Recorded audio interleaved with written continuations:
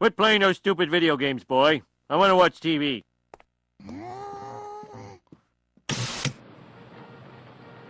We're live in front of City Hall as joyless plutocrat Montgomery Burns is about to unveil his new line of nuclear-powered buses. Behold the Burns Atomic Megabus. Faster, cheaper, and completely safe. Please kill me. That poor man. I hope someone does kill him. Those radioactive buses are a threat to the public health. Threat to public health, eh? That gives me an idea. What do you think? Just get to the game already.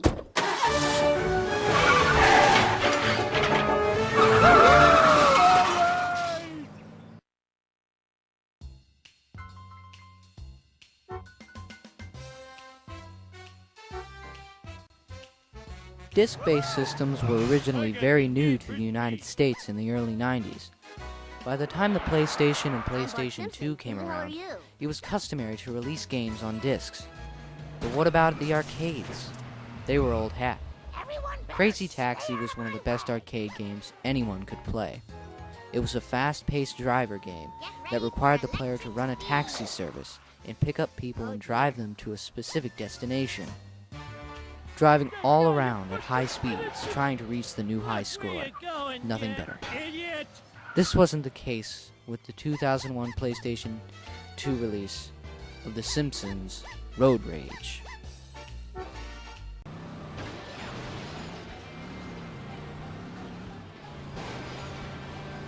In Road Rage, you can play as almost every major and even some minor characters from The Simpsons cartoon show. The basic plot of the game is that Mr. Burns has eliminated all of the public transportation buses and reissued his own radioactive transportation system. This has caused most of the citizens of Springfield to rebel and start their own taxi service out of their own respective vehicles. There are 3 separate activities you, the player, can partake in: Sunday Drive, Mission Mode, and Road Rage. Sunday Drive is basically where you cruise around Springfield, taking in the sights and sounds. Mission Mode is where you have to complete a certain number of missions in order to unlock the next level.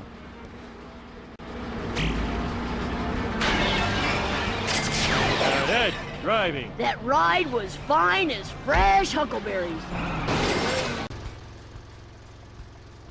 Some missions include crashing into mailboxes with groundskeeper Willie and his tractor, getting Homer secretively to work, so as not to attract the attention of Mr. Burns, and protecting Krusty from a mob of fans. There's a great variety in mission mode. However, in Road Rage and Sunday Drive, the spontaneity is lacking. The characters each have their own unique catchphrase, but when this is repeated over and over again, it becomes kind of annoying. Millhouse? You're one weird-looking kid, you know that? Sorry, Mr. Simpson. Of course, this shouldn't change your mind about this game in any way. I mean, despite the game's rather average graphics, it's horribly flighty and at times very slippery controls and hit detection, this game is a classic for the PlayStation 2, the GameCube, and even the original Xbox. Even though this was made for kids, or maybe even young adults, and maybe every age, there was still some controversy.